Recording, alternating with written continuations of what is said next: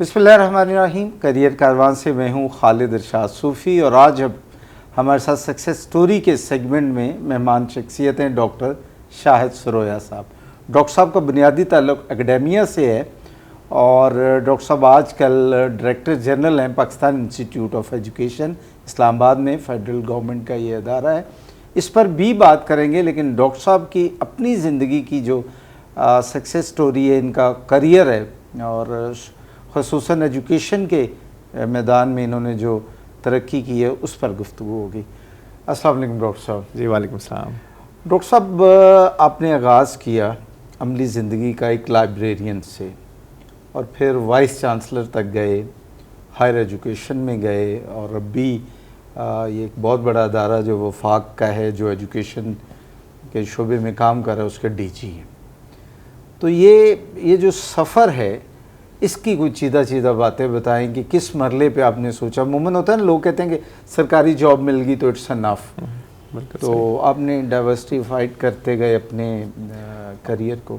ये बड़ा इम्पोर्टेंट है, ख़ास तौर पे जो आपने फरमाया है कि 17 ग्रेड की जॉब से शुरू हो जाए तो बंदा एक तरह से सोचना शुरू करता है। एक टाइम के बाद प्रमोशन आएगी, फिर अगली प्रमोशन, और इस तरह से तो आप एक सर्टन ग्रेड तक पहुंचते हैं।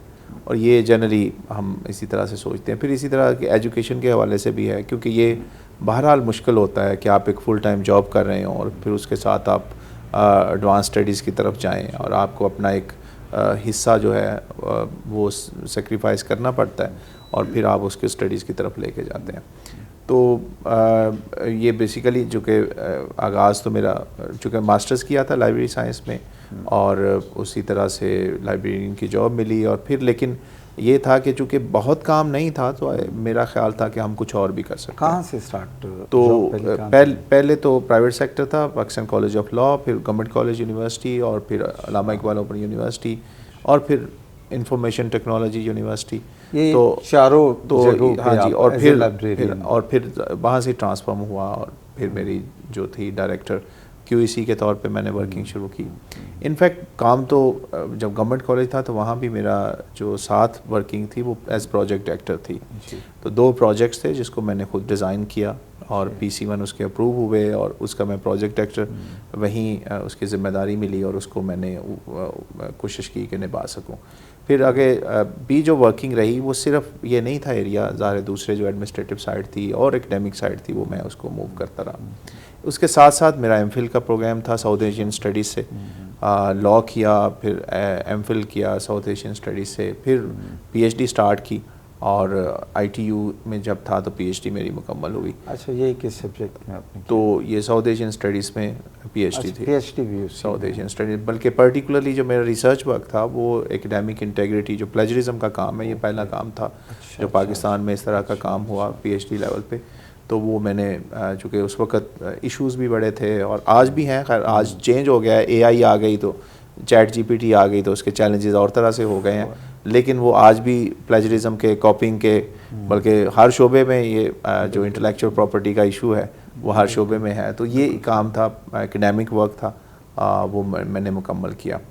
फिर ITU में भी एक अच्छी अपॉर्चुनिटी ये थी कि उसमें मुझे दूसरे शोबा जात में भी काम करने का मौका मिला। जैसे मैंने बताया QEC को देख रहा था, फिर मीडिया को, वहाँ के जो टीम नहीं थी उस वक्त, नई टीम थी तो वो भी हेड कर रहा था।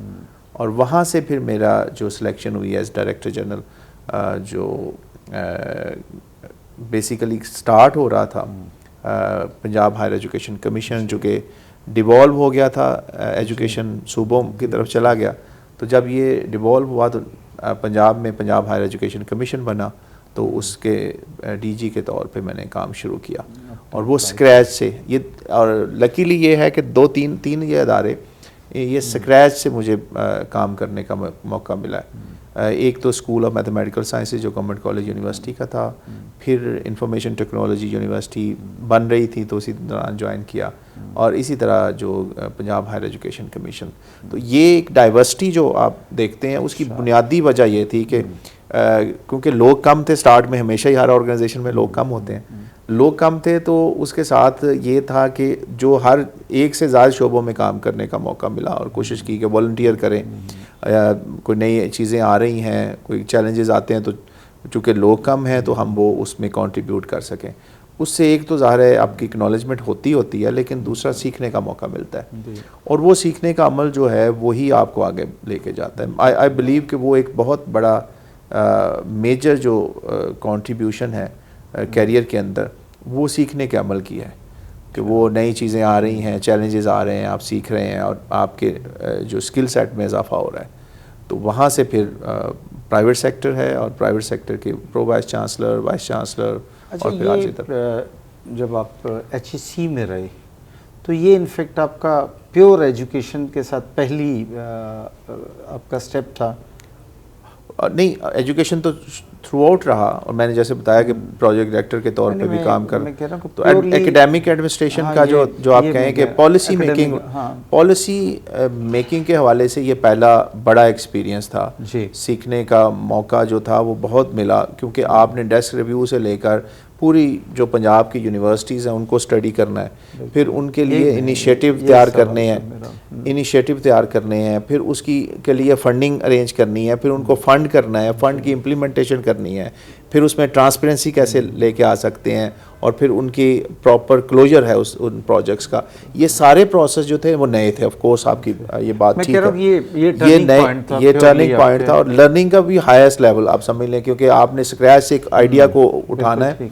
मसलन मैं आपको मिसाल देता हूँ कि कम्युनिटी कॉलेज प्रोग्राम था जिसको मैंने वहाँ लीड किया पंजाब के अंदर, और वहाँ एसोसिएट डिग्री प्रोग्राम इंट्रोड्यूस करवाया, जो कि एनुअल से शिफ्ट था एक सेमेस्टर सिस्टम में, और फिर 2 साल का प्रोग्राम था और अमेरिकन मॉडल था, लेकिन कस्टमाइज़ किया यूनिवर्सिटीज़ के साथ बैठ के, जो एफिलिएटिंग यूनिवर्सिटीज़ थी और कॉलेजेस के साथी के साथ उनकी ट्रेनिंग से लेकर उसकी इम्प्लीमेंटेशन तक, फिर उसके लिए फ़ंडिंग की जो अरेंजमेंट्स हैं, जो उनकी ट्रेनिंग्स हैं, इंटरनेशनल और नेशनल ट्रेनिंग्स हैं, ये सारे प्रोसेस के अंदर जो वो आप ऑफ कोर्स एक लर्निंग तो होती है, लेकिन एक चैलेंजिंग जो एनवायरनमेंट मिलता है उसको अचीव करते हैं जब वो बच्चे निकले हैं वहाँ से इस नए सेटअप से, और वो बहुत बेहतर थे। जब आप, क्योंकि बीए का जो प्रोग्राम है वो बहरहाल सूटेबल नहीं है इस वक्त, और वो कोई अच्छे ग्रेजुएट्स पैदा नहीं हम कर रहे, मार्केट में उनकी वैल्यू नहीं है, तो वो एक एफ़र्ट थी, और उसको फिर बाद में एक्सपेंड भी किया।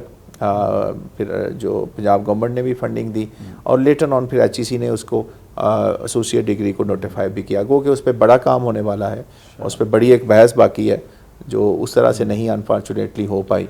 अच्छा, लेकिन वो एक इस तरह के इनिशिएटिव्स जो मैनेजमेंट में भी कुछ फिर आपने कोर्सेज किए, या ये जो HEC की आपकी जिम्मेदारी थी उसी ने आपको प्रैक्टिकल नहीं, वो कुछ एक्सपोजर इस तरह के, जैसे ये कम्युनिटी कॉलेज का एडमिनिस्ट्रेटिव प्रोग्राम था US एजुकेशन फाउंडेशन का, उसके तहत सिलेक्शन हुई, अमेरिका जाने का मौका मिला, वहाँ उनको स्टडी किया, पूरा एक कोर्स था वो भी किया, और उसको एक पूरे सिस्टम को स्टडी करने का मौका मिला। इस तरह की अपॉर्चुनिटीज़ आपको ज़ाहिर है पॉलिश करती हैं और आपको रिफ़ाइन करती हैं, थॉट्स को भी, इम्प्लीमेंटेशन प्रोसेसेस को, ये सारी चीज़ों को। बहरहाल ये इस तरह की अपॉर्चुनिटी आपको मौका देती हैं आगे बढ़ने का। अच्छा, इसके बाद आपने प्राइवेट सेक्टर में 2 यूनिवर्सिटीज़ में सर्व किया।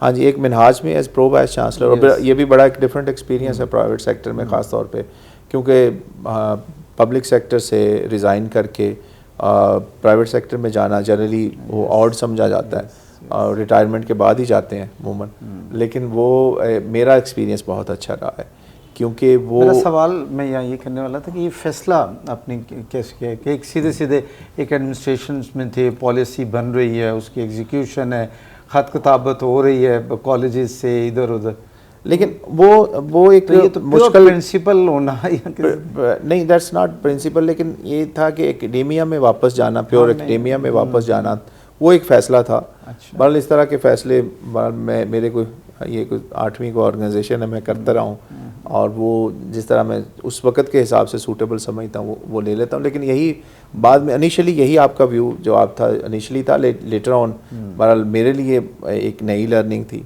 आपने यूनिवर्सिटी स्ट्रक्चर को लीड करना है, ट्रांसफॉर्म करना है, फिर उसके लिए प्रोग्रेसिव एनवायरनमेंट में शिफ्ट करना है, फिर उसके रिजल्ट्स आप देखते हैं जल्दी, क्योंकि पब्लिक सेक्टर में एक प्रॉब्लम है कि आपकी डिसीजन मेकिंग डिलेड रहती है, उसमें टाइम लगता है, उसमें स्टेक होल्डर्स डिफरेंट लेवल के इन्वॉल्व होते हैं, प्राइवेट सेक्टर में जो अच्छी बात है वो ये है कि अगर आप कंफर्टेबल हैं और ठीक हैं तो आपके फैसले बड़ी जल्दी होते हैं, उसकी इम्प्लीमेंटेशन जल्दी होती है, उसके रिजल्ट जल्दी आते हैं। बिल्कुल ठीक है। डॉक्टर साहब एक सवाल कि आपने पीछे कहा कि HEC में जब आप गए तो बहुत सारी चीज़ें साथ साथ लर्न होती गई, एग्जीक्यूट होती गई, रिजल्ट्स आते गए और आपकी अपनी जो एक्सपर्टी है वो इम्प्रूव होती गई। जी।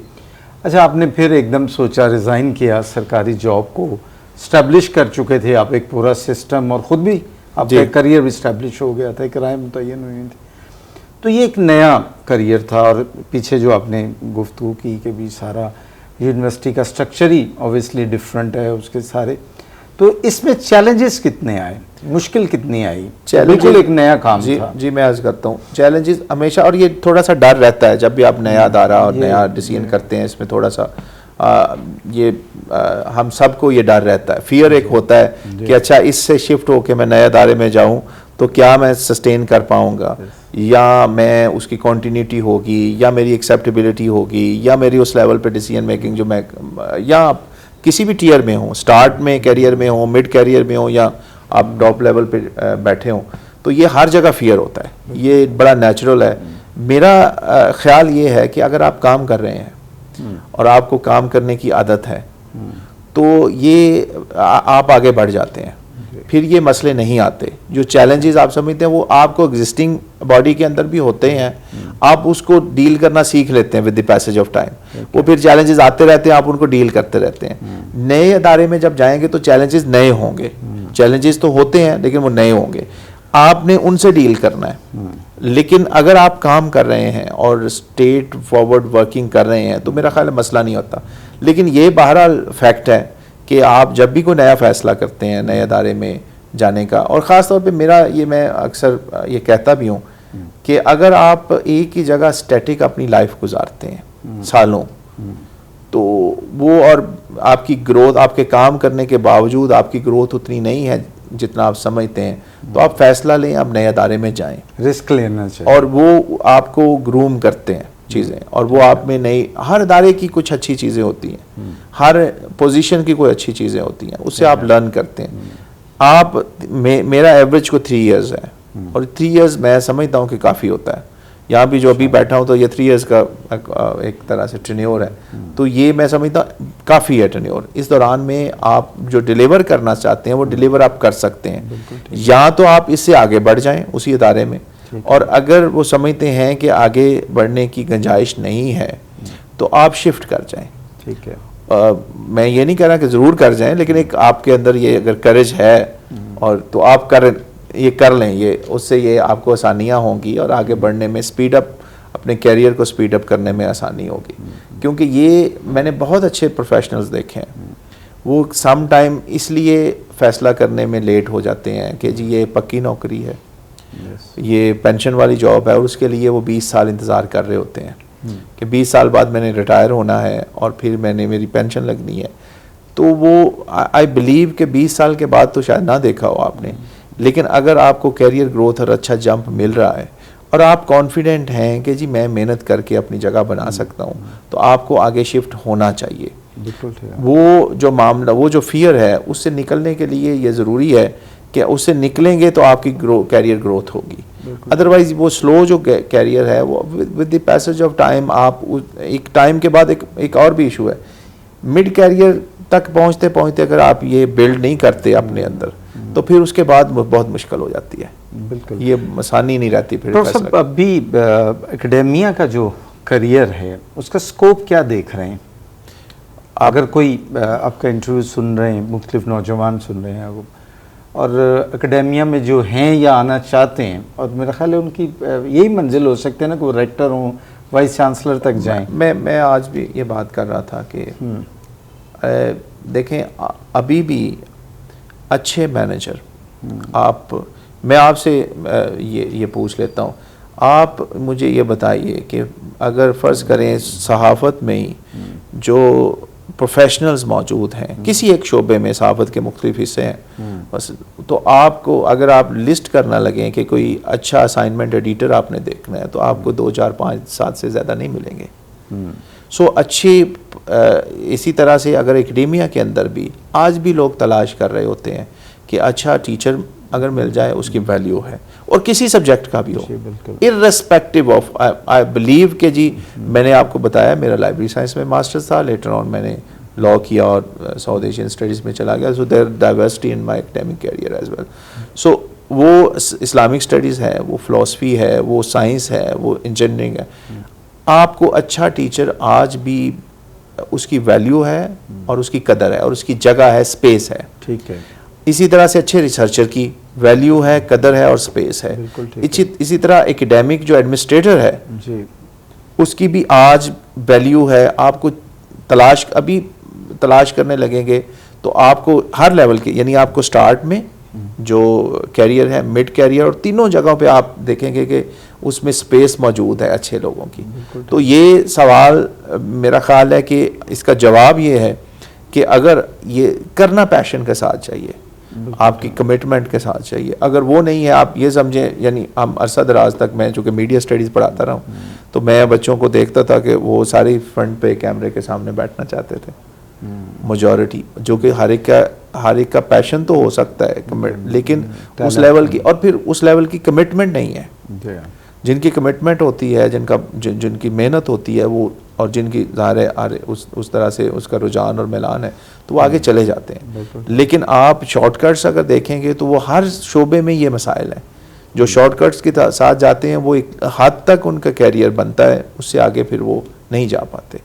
और जिनको पता है कि हमने मेहनत करके आगे जाना है, वो अपनी जगह पा लेते हैं। इस्लामिक स्टडीज़ के, हिस्ट्री के, पॉलिटिकल साइंस के अच्छे असातिज़ा ढूंढना मुश्किल है आज भी मुश्किल है।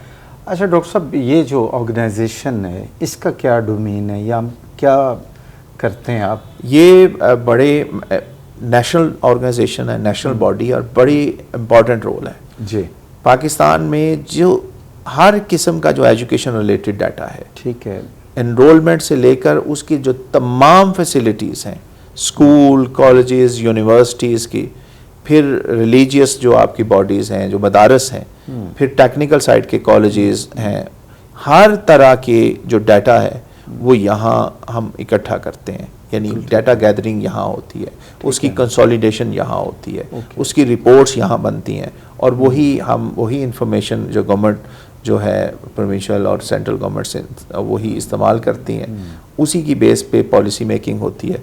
और यही जो इन्फॉर्मेशन है, यही इन्फॉर्मेशन जो इंटरनेशनल जो डोनर एजेंसीज हैं वो यूज़ करती हैं। यही वर्ल्ड बैंक है, यूनेस्को है, जो यूएन ऑर्गेनाइजेशंस हैं, इसी इन्फॉर्मेशन जो हमारी इन्फॉर्मेशन है, वही इन्फॉर्मेशन, क्योंकि ये अथेंटिक और इन्फॉर्मेशन है, वैलिड है, और हम प्रॉपर उसको प्रोसीजर से कलेक्ट करते हैं, तो वो एक तो ये बड़े इंपॉर्टेंट फैक्टर है जो हमारा एक रोल है। दूसरा रोल ये है कि हम लर्निंग लेवल असेस करते हैं बच्चों का। नेशनल बॉडी है जो असेसमेंट पे काम करती है।